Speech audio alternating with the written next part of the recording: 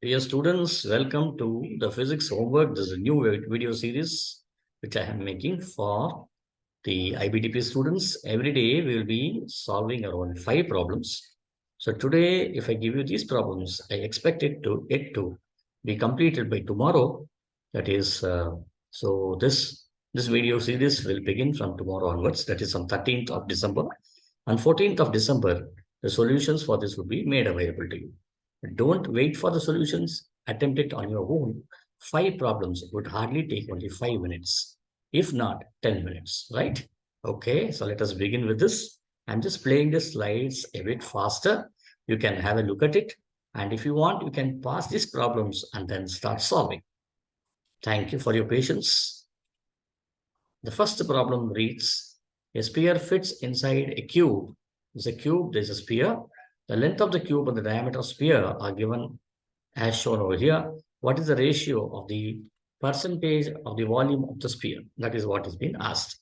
So what you need to do is you need to find out what is the percentage uncertainty of the volume of the sphere and percentage uncertainty of the volume of the cube. So I hope you know how to find out the percentage uncertainty. The volume for a cube is given by a cube. The volume for the sphere is given by 4 by 3 pi r cube. So I have already given you everything. So you need to decide, you need to find out what is the method to arrive at the percentage uncertainty. Okay, let me move on to the next problem. The next problem states that an aircraft is moving horizontally.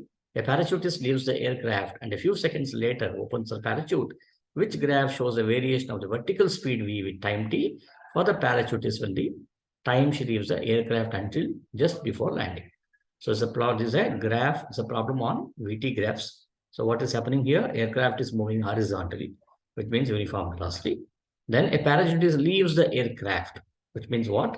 So the moment a parachutist leaves the aircraft, initially she will be traveling downwards, and at the same time, okay, there is a opposition given. Why it is an opposition given? Because she opens a parachute over here. So which graph shows a variation of the vertical speed? So vertical speed, I'm not asking you about the horizontal speed. Don't write.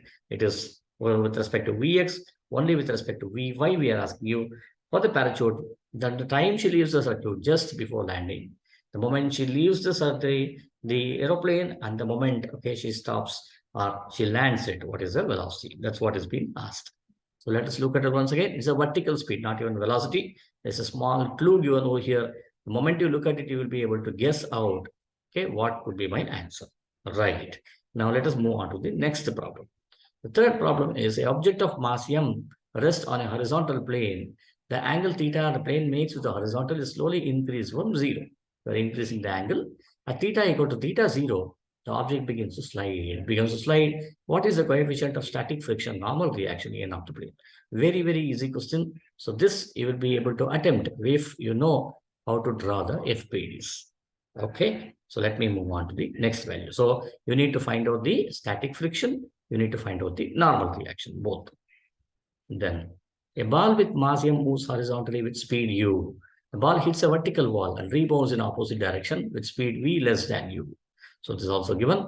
The duration of the collision is t. So u is given, v is given, v is less than u. So what are the magnitudes of the average force exerted by the wall on the ball and the loss of kinetic energy of the ball? So you need to know what is the average force. How do you determine the average force? We have seen about average velocity, average display, average speed. In a similar way, you also have average acceleration, and then you will find out the average force. Okay, think about it. I have already given you the answer. You can think about it and write it in detail. The loss of kinetic energy. So here what you need to do is you need to find out what is the final kinetic energy, what is the initial kinetic energy, subtract one from the other. It's a very, very straightforward question. You can still attempt it and try to get the answer. So all these questions are taken from your IB past papers. Okay, let us move on to the last question.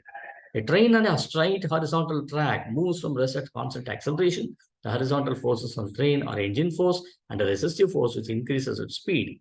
Remember, which increases its speed. The graph represents the variation with time t of the power developed by the engine. So you need to, the plot given here is with respect to P versus T. You need to identify the correct graph. Okay.